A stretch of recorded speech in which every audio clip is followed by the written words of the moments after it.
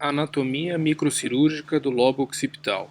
Aula apresentada pelo Dr. Rafael Vicente Alves no curso de Neuroanatomia e Técnica Neurocirúrgica da disciplina de Neurocirurgia da Faculdade de Medicina da Universidade de São Paulo. Boa tarde a todos, bem-vindo a mais uma edição aí do nosso curso de Neuroanatomia e Técnica Neurocirúrgica. Hoje a gente tem o prazer de convidar o Dr. Rafael Vicente Alves. Ele é membro do grupo de Neurocirurgia Vascular do Hospital Brigadeiro e também coordenador do grupo de Neurocirurgia Vascular do Hospital Santa Marcelina. O Rafael, ele seguiu aí o caminho da neuroanatomia, depois que acabou a sua formação aí na residência, ele se dedicou no Laboratório de Neuroanatomia da Beneficência Portuguesa e fez um trabalho lindo analisando o lobo occipital, que é um lobo um pouco deixado de lado, porque ele é um pouco inconsistente entre as diferentes pessoas, mas ele conseguiu destrinchar essa região e é por isso que eu convidei ele para falar sobre isso. Rafael, é um prazer ter você aí com a gente. Sejam bem-vindos, então, à minha casa. Em épocas de pandemia, em épocas de Covid, estamos aí experimentando novas formas de se fazer educação, de se discutir, de se aprender.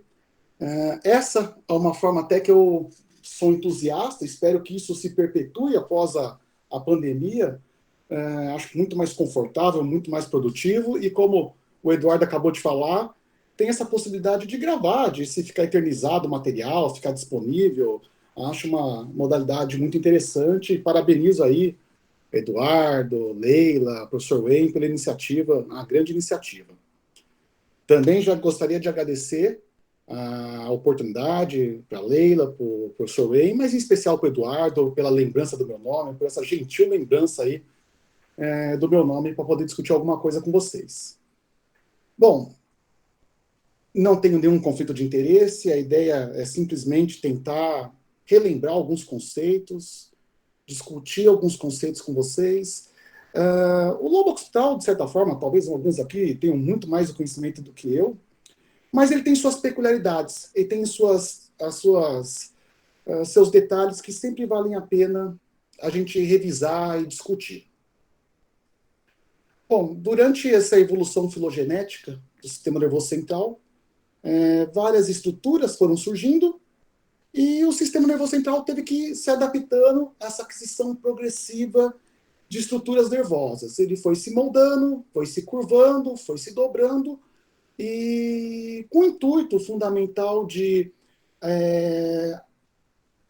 ter espaço para todas essas estruturas que foram surgindo durante um longo e complexo processo evolutivo, sem, no entanto, acarretar um aumento pronunciado, um aumento proporcional do tamanho, do volume da caixa craniana.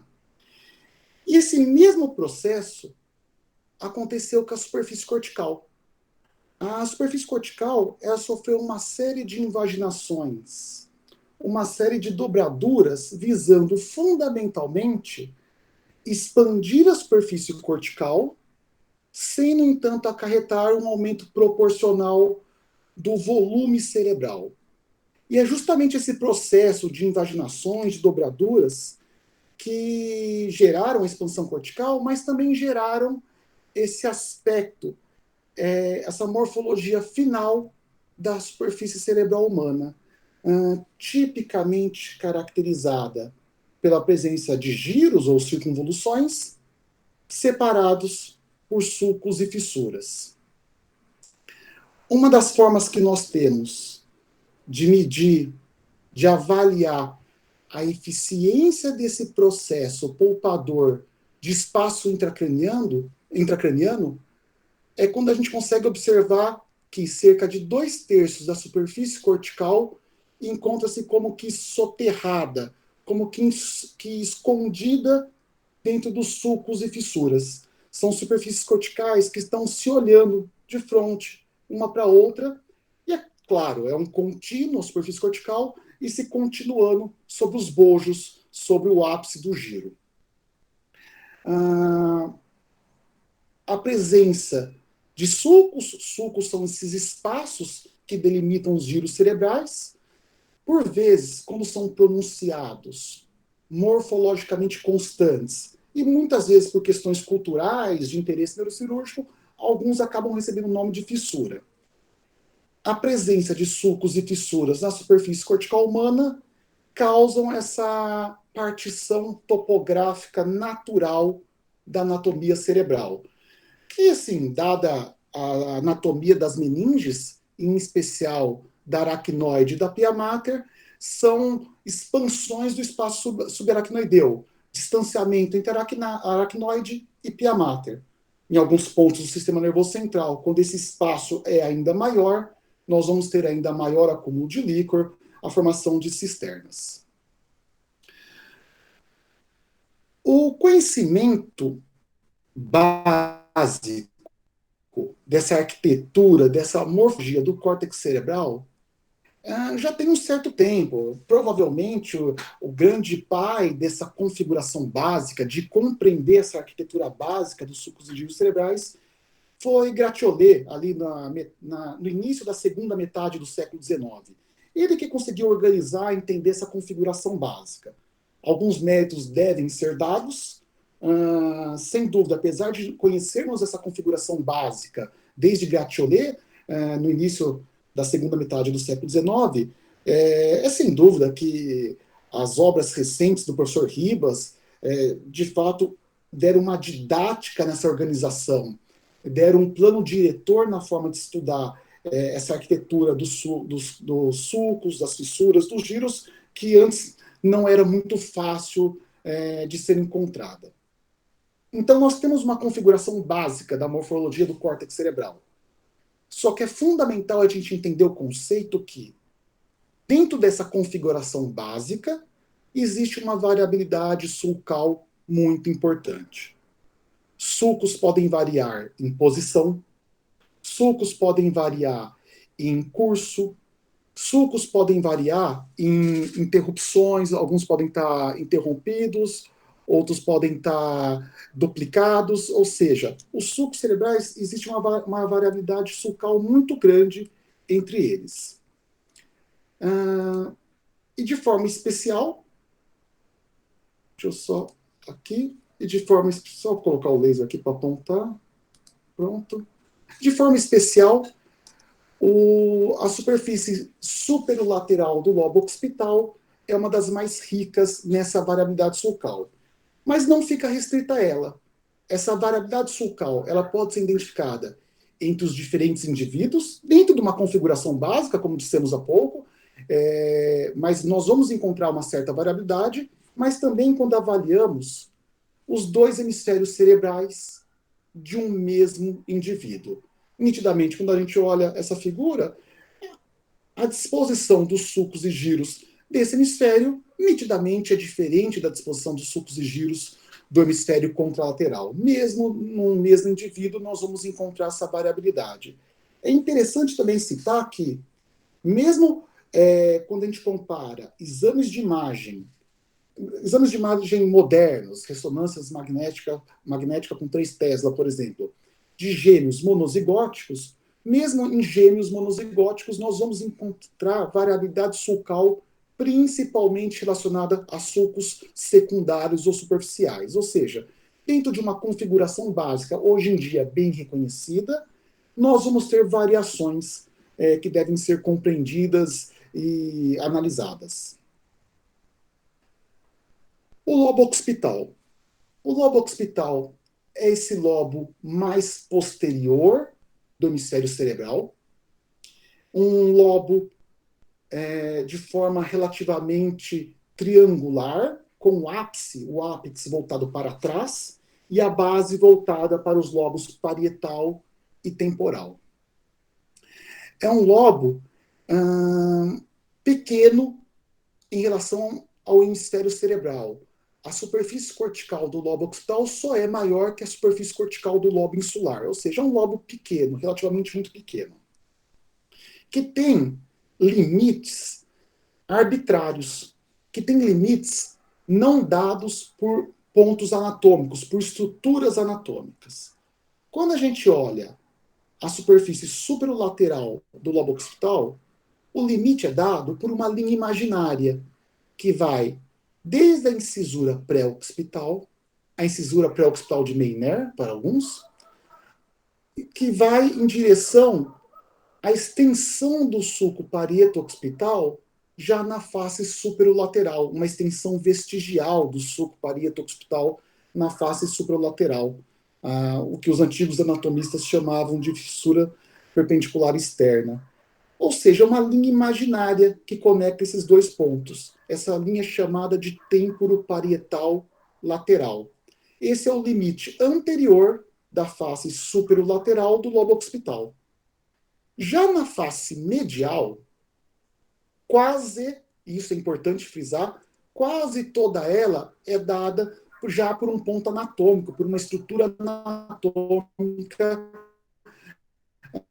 que é o sulco parieto-occipital, que vem, então, como nós dissemos, posteriormente e superiormente da margem superomedial, vem lá das faces superolateral em direção à face medial, pela margem superomedial, e vem descendo inferiormente e anteriormente até encontrar o sulco calcarino. Esse aqui é o limite anterior de quase toda a face medial do lobo occipital.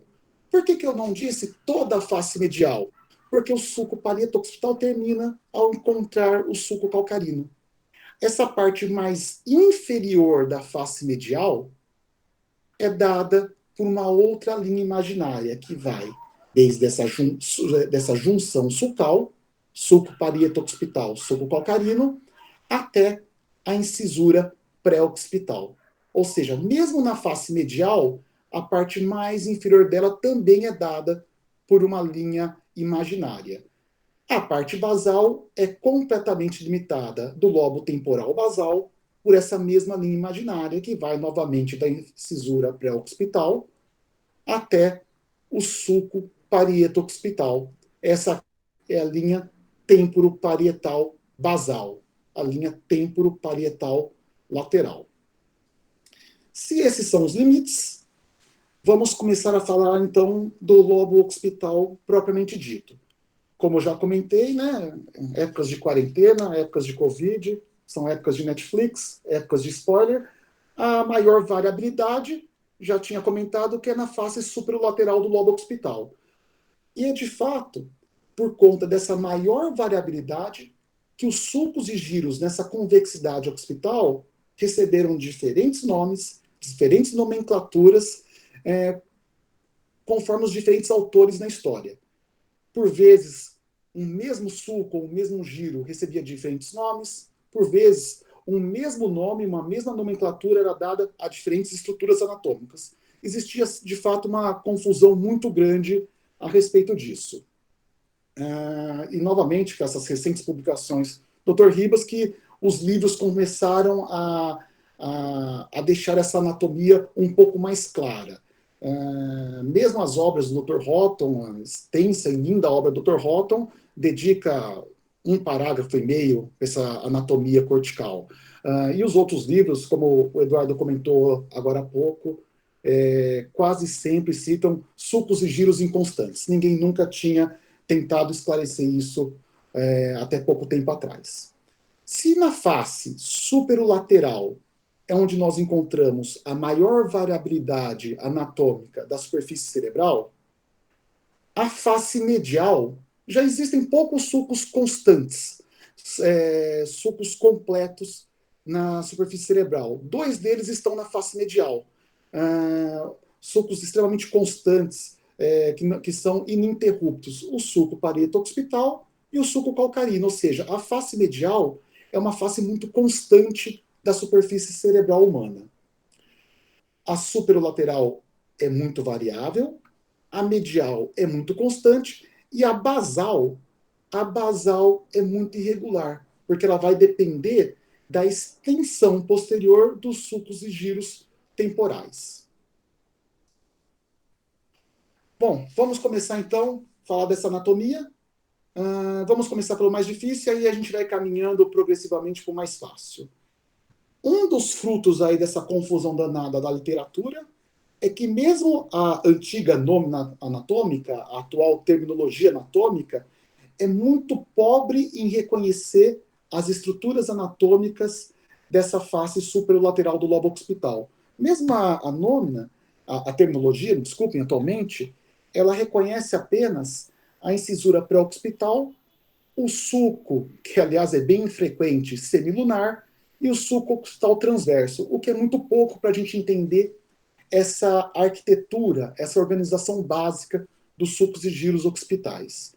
Nós vamos precisar conhecer o sulco intraoccipital e o sulco occipital lateral para entender um pouco melhor essa anatomia. Bom, vamos lá. Primeiro sulco, o sulco intraoccipital. O sulco intraoccipital nada mais é do que a continuação do sulco intraparietal que todo mundo conhece bem. É o sulco intraparietal posterior à linha temporo-parietal lateral. É o sulco intraparietal já dentro do lobo occipital. Por isso, a gente chama ele de sulco intraoccipital. Alguns autores também o denominam de sulco occipital superior. O sulco intraoccipital ele continua o percurso do sulco intraparietal em direção ao polo occipital, mas não o alcança, porque ele encontra um segundo sulco muito importante para a gente entender essa anatomia, essa disposição morfológica do lobo occipital. O sulco intraoccipital ele vai encontrar o sulco occipital transverso, que é um sulco transversal. Essa junção fica semelhante a uma letra T deitada, uma letra T maiúscula deitada.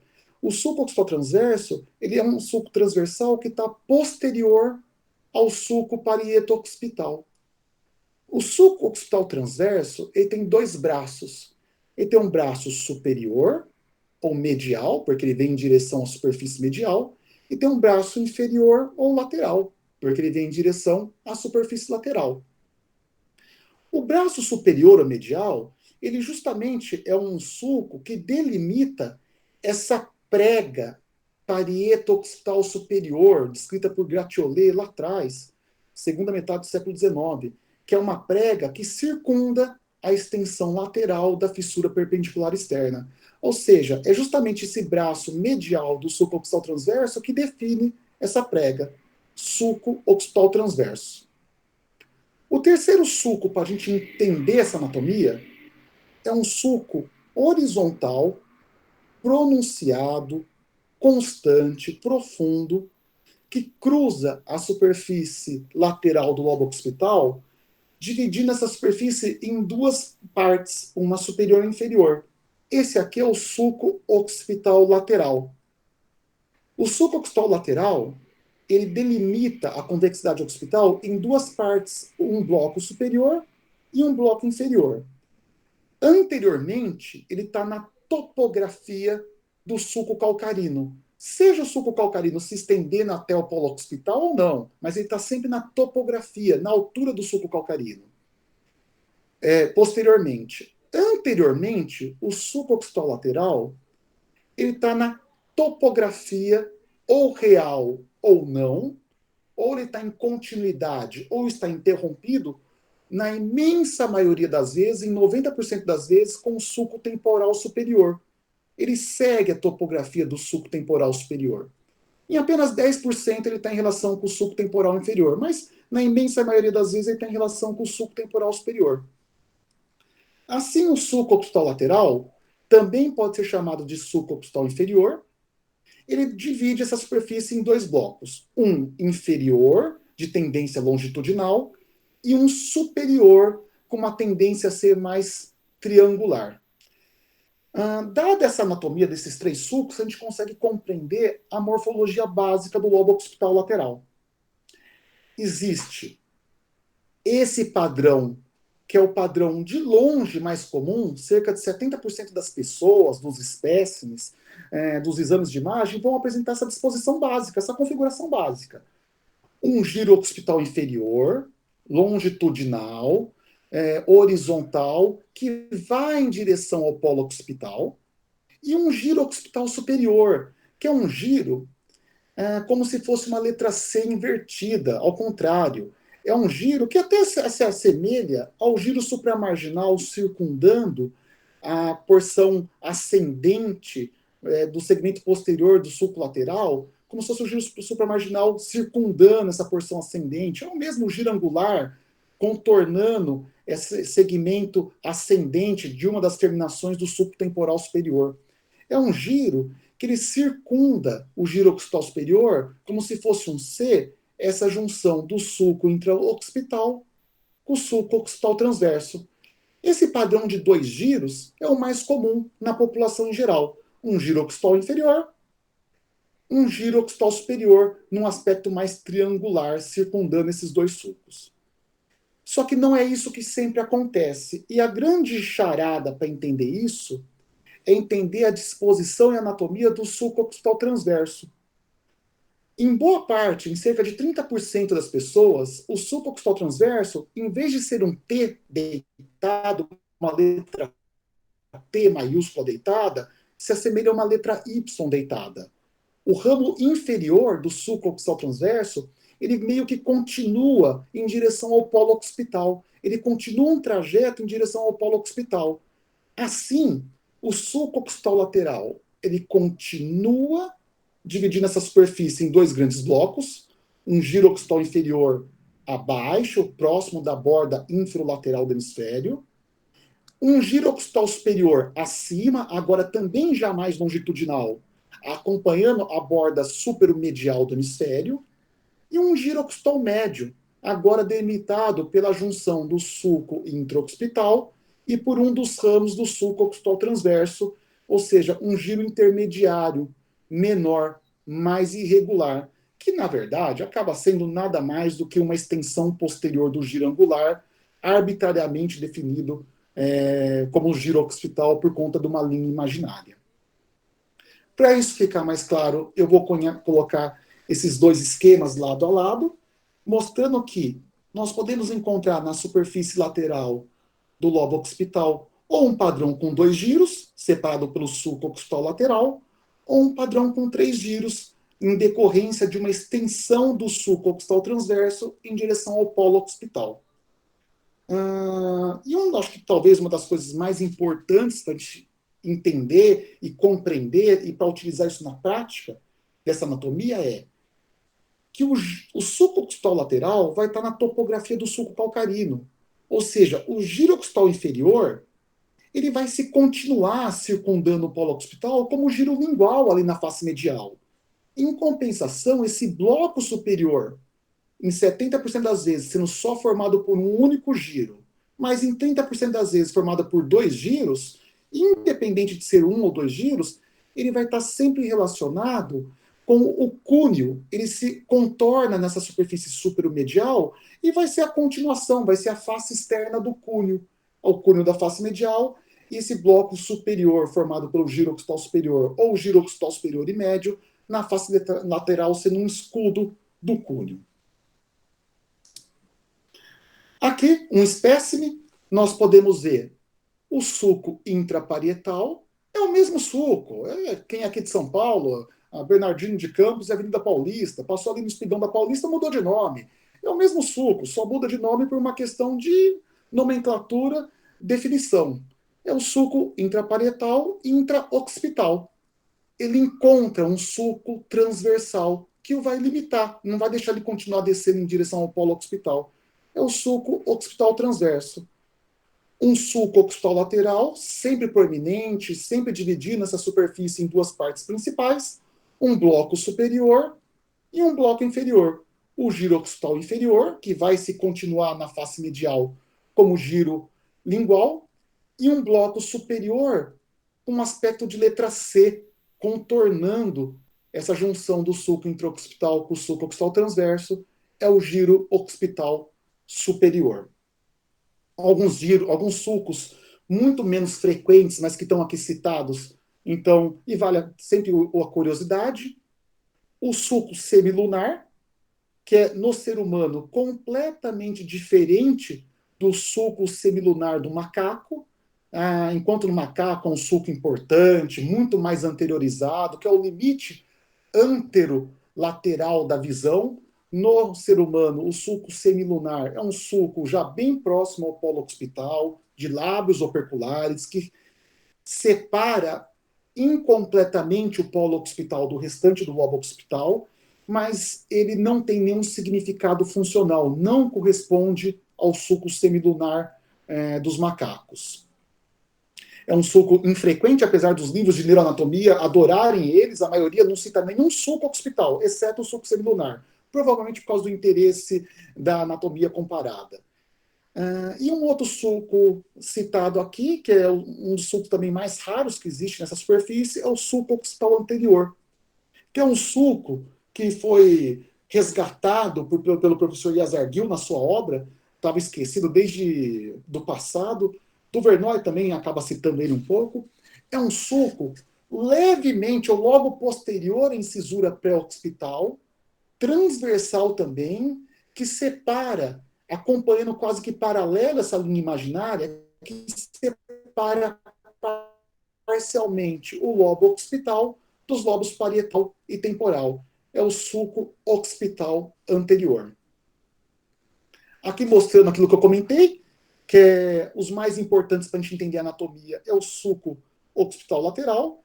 Essa questão do sulco intraparietal tem mudado de nome só porque entrou no lobo occipital, como sulco agora intraoccipital, alcançando o sulco occipital transverso.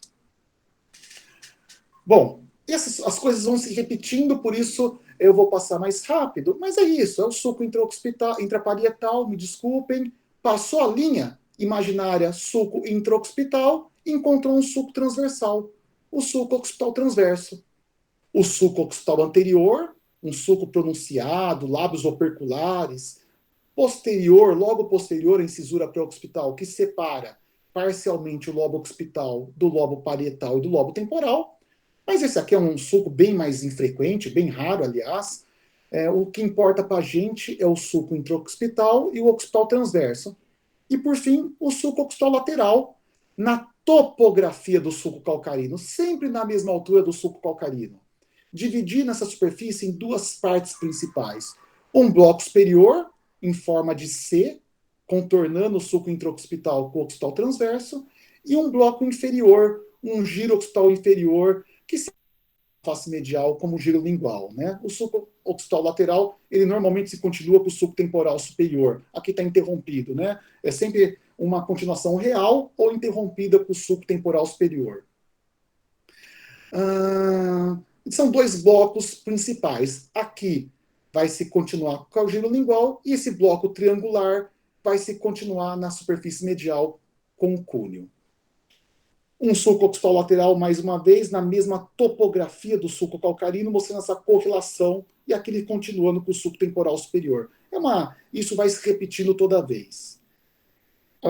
O sulco semilunar é muito mais infrequente, o occipital anterior é muito mais infrequente. Alguma extensão do sulco calcarino para a superfície superolateral também não é algo muito comum, mas, sem dúvida, para reconhecer essa arquitetura, para reconhecer essa anatomia, a gente tem que conhecer o sulco intraoccipital, o occipital lateral e o occipital transverso. O occipital lateral pode ser chamado de occipital inferior, o intraoccipital pode ser chamado de occipital superior. Bom, se essa é a face superolateral, ela é a mais irregular, ela é a mais, desculpa, irregular não, é a mais caótica, ela tem mais variabilidade sulcal, ela demora mais para o aluno, mesmo para o neurocirurgião se habituar a se localizar nela. A face medial, ela realmente é bem mais estável, bem mais constante, dois sulcos constantes, que já não são muitos na superfície cerebral, tem dois na face medial do lobo occipital, e isso facilita bastante as coisas. Bom, os dois sulcos mais importantes, sem dúvida, é o sulco parieto-occipital, que vem lá, como nós dissemos, né, a antiga fissura perpendicular externa, né, aquela extensão do sulco parieto-occipital para a superfície lateral, ele vem de superior para inferior, de posterior para anterior, até se encontrar com o sulco calcarino. Muitas vezes dá uma impressão que eles são contínuos. Não, existem giros transversais isolando o sulco parieto-occipital do sulco calcarino. O segundo sulco é o sulco calcarino, um sulco que vem de anterior para posterior e vai ser classificado em dois segmentos. Um segmento anterior anterior à junção do suco parieto-occipital com o suco calcarino e um segmento posterior ao suco parieto-occipital, que vai em direção ao polo occipital. Algumas vezes até se estendendo ali, como a gente viu, em 40% das vezes, se estendendo para a superfície superolateral. Se esses são os dois principais sulcos da face medial, nós temos alguns outros sulcos menos característicos, eu vou dizer. Esse giro delimitado anteriormente pelo sulco parieto-occipital, que vai separar, então, o pré-cúneo do cúneo, né? O lobo parietal do lobo occipital. Esse giro delimitado pelo sulco parieto-occipital e pelo segmento posterior do sulco calcarino, em forma de triângulo, em forma de cunha, é o cúneo do latim, né? Com ápice voltado para a junção sulcal, parieto-occipital calcarino, e com a base acompanhando a borda superomedial do hemisfério. O cúneo tem, frequentemente, de uma forma até estereotipada, esses sulcos rasos, sulcos cuneais ou paracalcarinos, que têm um menor interesse. Abaixo do sulco calcarino, não mais só do seu segmento posterior, abaixo do sulco calcarino, inclusive do seu segmento anterior, nós temos o giro lingual, também lobo occipital, pelo menos a parte posterior dele, a parte que está atrás dessa união do sulco calcarino com o sulco parieto-occipital. Isso aqui é giro lingual do lobo occipital. O giro lingual também tem um sulquinho inconstante, esse sulco intralingual, que acaba separando o giro lingual normalmente numa porção superior e numa porção inferior. E um terceiro sulco que sempre chama atenção na face medial é um sulco que, assim como o sulco occipital transverso na face superolateral, o sulco intraoccipital encontrava o sulco occipital transverso como se fosse um T deitado, existe um sulco no final do sulco calcarino, um sulquinho em forma de T, um sulquinho chamado de retrocalcarino. O interesse desse sulco retrocalcarino é por conta desse giro transversal que está atrás do sulco retrocalcarino, o giro descendente de Ecker. É um giro que tem uma importância, na verdade, funcional, como eu vou dizer mais tarde. Giro descendente de Ecker. O cúneo, que é esse giro de aspecto esquisito, triangular, e o giro lingual, eles se comunicam, obviamente, posteriormente, para formar o giro descendente de Ecker, para formar o polo occipital, aqui nessa margem posterior, mas também se comunicam através de giros transversais na profundidade do lábio posterior do sulco calcarino, giros cúneo-linguais. Bom, não dá para comparar as minhas dissecções com as do professor Houghton, dos seus fellows, né? Dá até vergonha de mostrar as minhas, mas aqui uma lindíssima secção do laboratório do professor Houghton, de um dos seus estagiários, mostrando aqui aquela prega de passagem de gratiolê superior fechando o sulco parieto-occipital na superfície superolateral, ou seja, esse aqui é o braço superior do sulco occipital transverso, é o que limita aquela prega, aquela fissura vestigial que já não existe mais no homem, que existia nos macacos, né? O sulco parieto-occipital vem descendo de posterior para anterior, superior para inferior, até encontrar o sulco calcarino. Aqui fica claro que, se o limite arbitrário do lobo occipital é essa junção com a incisura pré-occipital, isso aqui eu acho interessante, que é algo que particularmente eu desconheço, eu nunca li em livro nenhum, apesar de ser um tanto óbvio, mas eu nunca encontrei essa informação em nenhum livro de neuroanatomia, apesar de ser um tanto óbvio.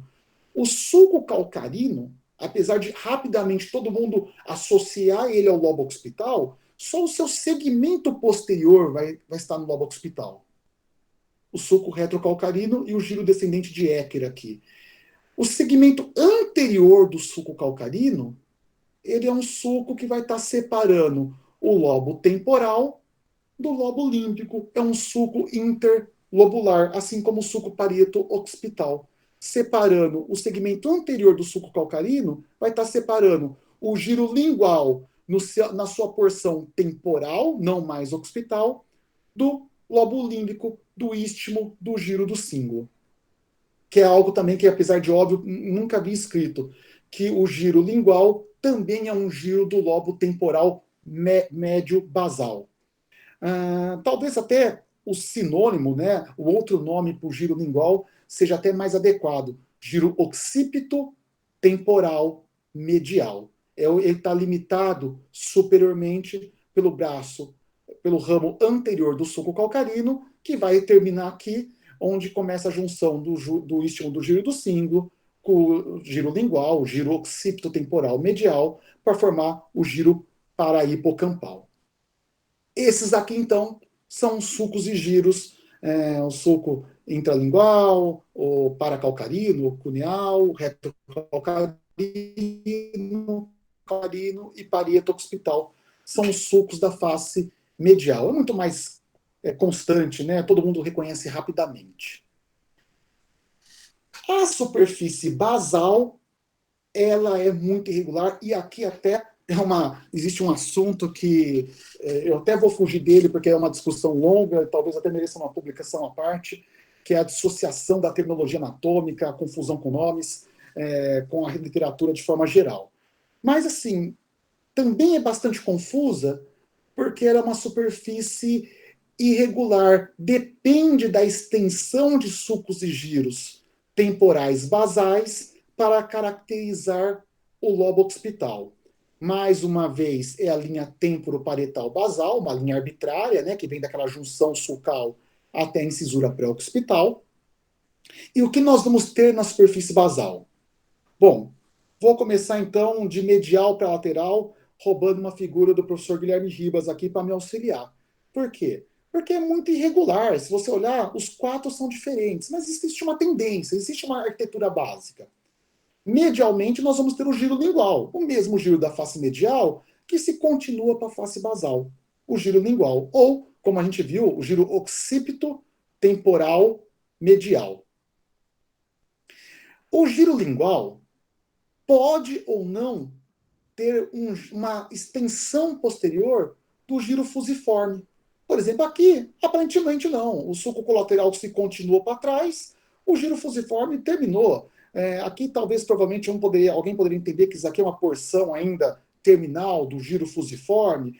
Quer dizer, vai depender muito. Aqui, provavelmente, nesse espécime do Dr. Guilherme Ribas, a gente teria um pedacinho do giro fusiforme se estendendo para a porção basal do lobo occipital.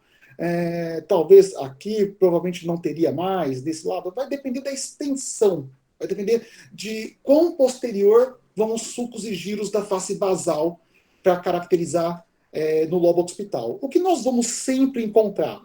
Alguma extensão do sulco colateral, alguma extensão do sulco colateral, alguma extensão do sulco colateral, o giro lingual, o occipito temporal medial e, obviamente, o giro occipital inferior, que é um contínuo com o giro lingual, né, da face superolateral para a face medial. Ele vai estar na borda ínfero-medial do hemisfério, vai se continuar aqui na face basal do hemisfério, o giro occipital inferior.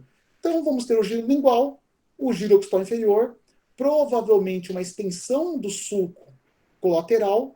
Dificilmente o sulco occipito temporal ele chega. O sulco occipito temporal é um sulco muito irregular. Normalmente ele não chega, ele não alcança, ele é muito irregular. Ele não é bem definido, ele não chega. Então vamos ter basicamente giro lingual, giro occipital inferior e o sulco colateral. Interessante que essas faces medial e basal têm sulcos completos, né? Sulcos que causam pressão na superfície ventricular. O segmento anterior da fissura calcarina, do sulco calcarino, né, causando calcaraves ali na parede medial do átrio e corno occipital, e o sulco colateral, a extensão dele vai depender se existe também ou não um corno occipital, causando aquela impressão no assoalho, tanto do átrio quanto do corno occipital. Bom, alguns conceitos básicos rápidos de neuroanatomia funcional para correlacionar com essa anatomia. O lobo occipital é o lobo visual. ele está inteiramente relacionado à função visual, apesar da função visual não estar restrita ao lobo occipital. Todos nós conhecemos as vias ópticas, né? As 9 camadas retinianas, com seus 3 neurônios, nervo óptico, quiasma, trato óptico, o corpo geniculado lateral, com seus 6 núcleos, núcleos parvo celular, magno celular.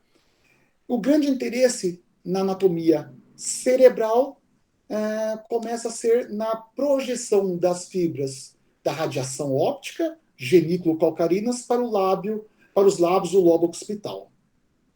Por que isso? Porque durante todo o trajeto da via visual é mantida uma visuotopia, uma retinotopia.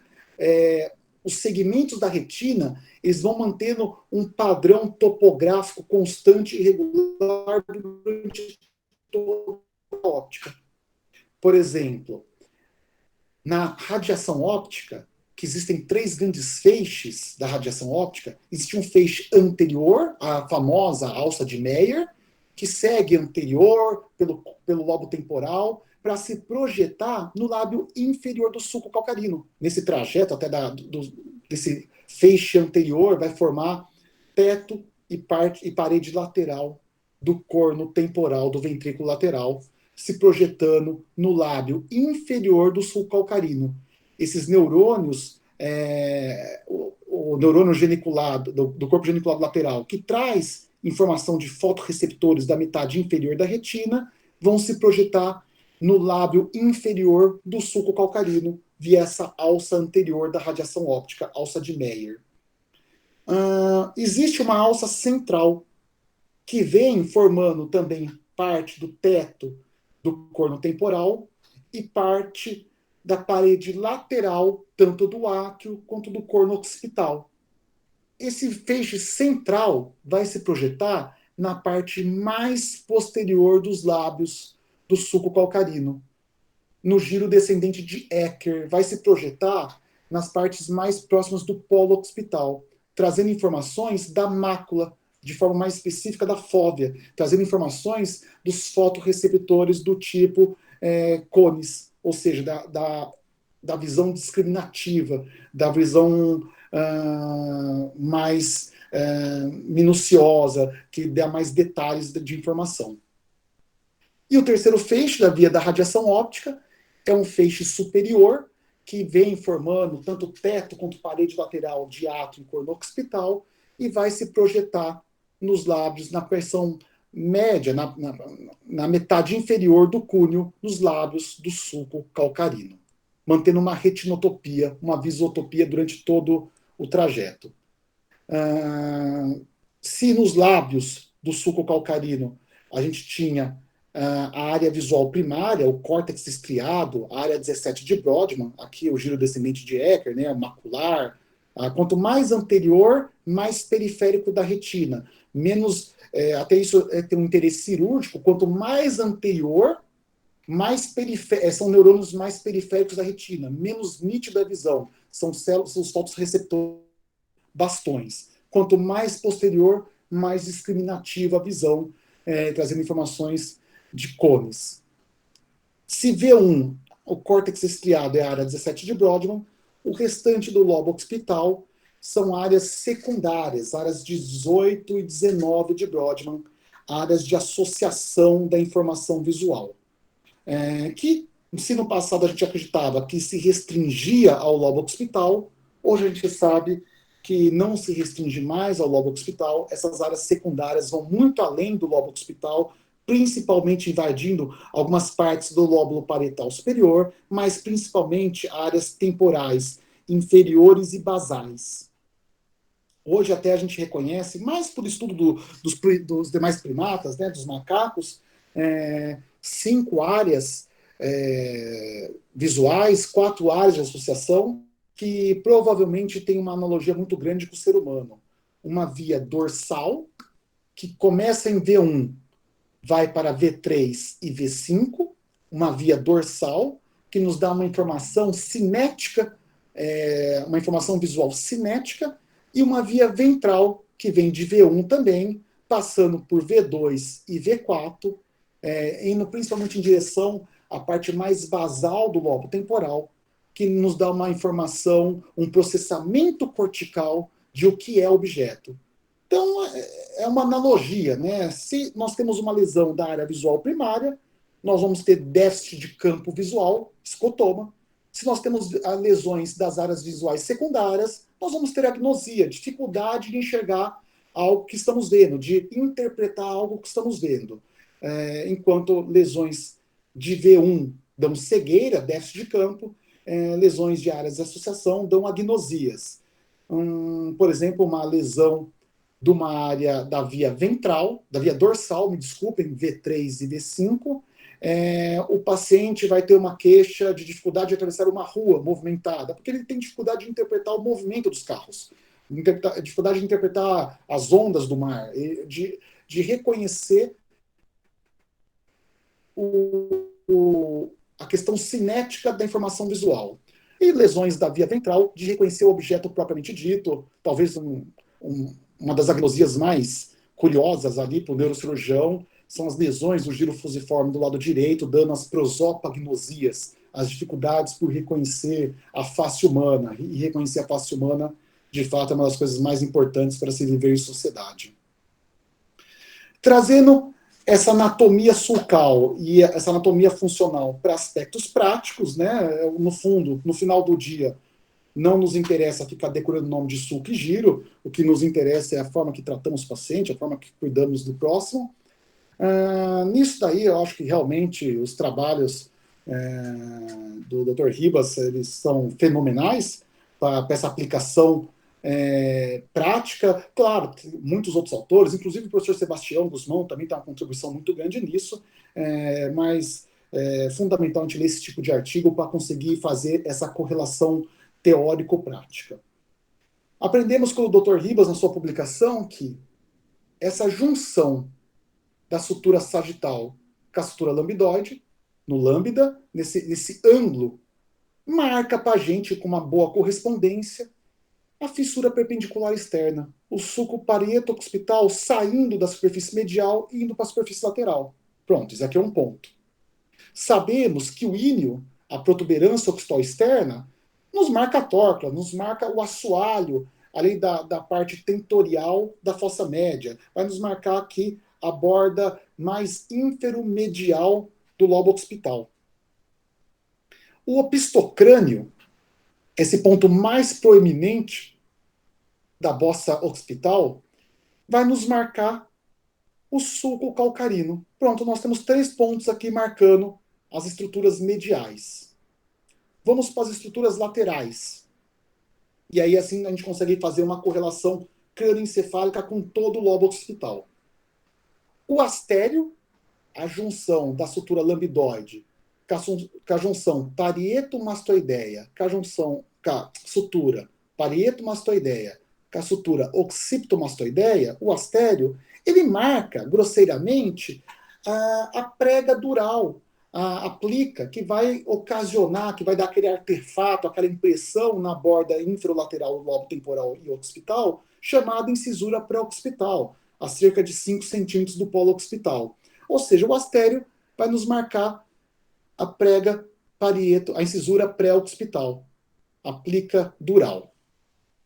Um outro ponto interessante é, quando a sutura escamosa alcança a sutura parieto-mastoideia, 3 centímetros superior desse ponto de intersecção da sutura escamosa com a sutura parieto-mastoideia, nós temos a parte terminal do sulco temporal superior, que por vezes bifurca ou trifurca, emite um ramo para dentro do giro angular, é um pouco variável isso, mas a parte terminal do sulco temporal superior. Assim, com os pontos craniométricos mediais, a gente consegue delimitar essa borda infromedial, o sulco calcarino e o sulco parieto-occipital. Nós conseguimos delimitar com uma linha que vem desse ponto 3 centímetros acima dessa intersecção escamosa parieto-mastoideia em direção ao opistocrânio, a gente consegue delimitar o sulco lateral. Afinal de contas, o sulco occipital lateral.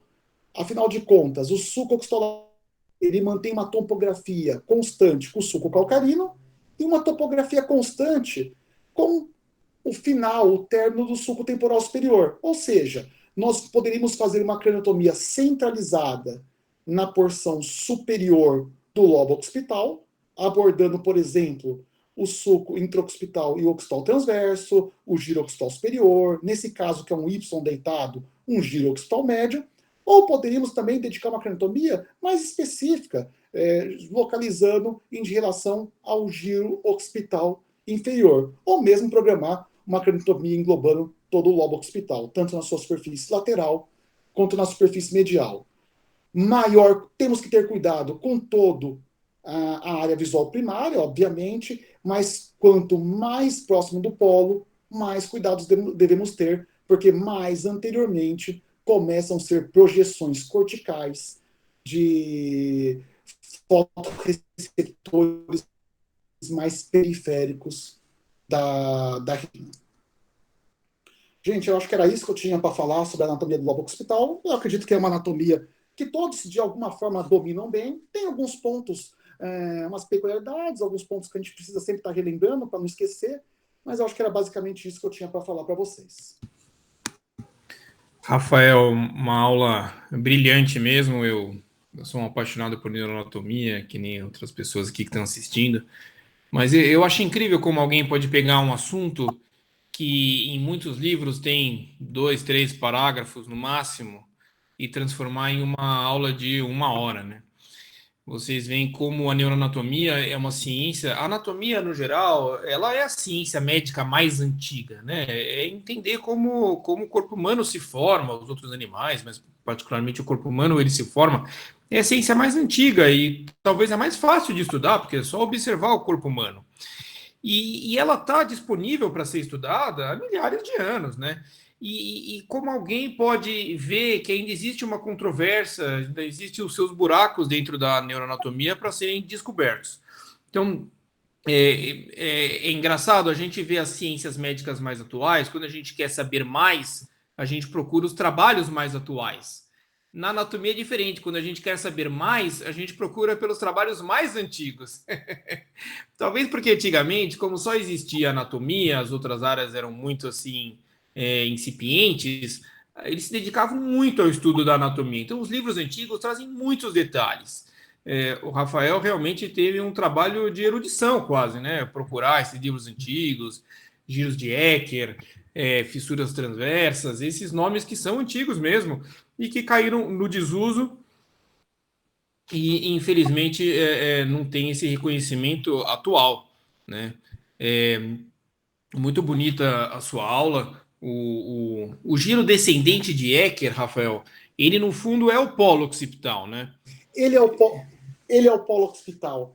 Ele é um giro que, por algumas vezes, ele está até já mais para a superfície supralateral, já contornando o polo, outras vezes ele está um pouco mais restrito à face medial. Mas ele é, de fato, é como se fosse todo mundo se juntando nele, né? O túnel, o giro lingual, o giro occipital superior ali na face lateral, o giro occipital inferior, vai todo mundo se juntando nele. Ele seria talvez o giro mais importante da visão, porque é a visão macular, né? Exatamente. A visão. Eu sempre fiquei pensando, isso aí é algo que talvez uma discussão mais filosófica, mas eu ficava pensando por que a visão macular ela está bem no polo, no local que em contato com o osso, no local mais suscetível a uma contusão, por exemplo. Por outro lado, é a área que está numa área de dupla irrigação, né? Pegando a artéria, ramos terminais da artéria cerebral média, que vem ali da face superolateral, artéria angular, occipito temporal, mas também pegando a artéria calcarina vindo da artéria occipital, ou seja, talvez seja uma dupla irrigação chegando ali e não fique à mercê de uma única artéria, por exemplo, se estivesse mais anterior que a artéria calcarina. Também é interessante porque como a mácula ela está no campo visual, na metade entre o campo visual superior e inferior, é o jeito, talvez, naturalmente, como se continue o cúneus com o lingual, né? A visão superior com a inferior. É bonito ver que você falou essa retinotopia, essa visotopia. ela se mantém em todo o caminho das vias visuais. É realmente muito bonito estudar os déficits de campo visual e saber como essas projeções são organizadas, né? A gente comentou sobre o Rafael, ele não entrou nisso, mas na disposição das fibras brancas também, das fibras geniculocalcarinas, que são essas fibras que trazem a informação visual do corpo geniculado lateral para o córtex calcarino, né? Tanto o lado superior quanto inferior, eles também mantêm essa retinotopia. Então é uma coisa muito bem organizada, muito bonito, e eu sempre gosto de ver essa erudição. Você falou do Louis-Pierre Gratiolet, mas o Alexander Ecker, que é um alemão neuroanatomista, também foram as duas pessoas principais aí, talvez os primeiros que entenderam essa organização toda, deram nomes que caíram talvez no esquecimento de muitas pessoas, e são nomes que têm que ser usados. A gente tenta tirar os epônimos, mas é difícil, porque a gente tem que dar crédito para essas pessoas, e são pessoas que realmente fizeram história. Eu achei a aula linda, com certeza não teria ninguém no mundo para dar uma aula que nem essa, Rafael. O mundo da neuroanatomia, ele cabe em uma sala. E eu conheço muitas pessoas, e não é porque você é meu amigo que foi convidado para dar essa aula, é porque você realmente tem um assunto vasto, um conhecimento vasto sobre esse assunto. Então, está aberta a perguntas. A Mel perguntou aqui qual era o nome do Ecker. Ele tem o primeiro nome alemão, acho que é Johann Alexander Ecker, mas O livro dele é um manualzinho pequeno, mas é fantástico. O livro do Ecker, eu acho que é algo... Desenhos, ele foi feito fazendo desenhos. É um livro deve ter umas 70 páginas o livro dele. Não, é pequenininho. Você leu o livro dele, né? E ele fala, já que a Mel perguntou aqui, mas ele fala sobre as tiras, né? Os tires, como o giro temporal inferior se continua com o lingual, como tem uma tire média, que é um se continuando com o outro. É como se o cérebro fosse organizado em tiras. É um livro pequenininho, resumido, e olha, ali tá, já que a Mel perguntou assim, é o mel da neuroanatomia, né? Ali tá resumido o que a gente precisa. E o livro tem, sei lá, quantos anos? 300 anos? 1800 e alguma coisa. Então, eu acho que não chega na segunda metade do século XIX. É um livro incrível. É um livro bonito. Eles trazem nomes antigos, né? Suco caloso, ele era chamado de suco fornicado, né? Que seria como se o giro do símbolo tivesse montado em cima do corpo caloso. Quando a gente vai estudar anatomia, também é um estudo da história. Esses nomes eles foram se mudando, né? Nomes de frutas, nomes de comidas, nomes de pessoas.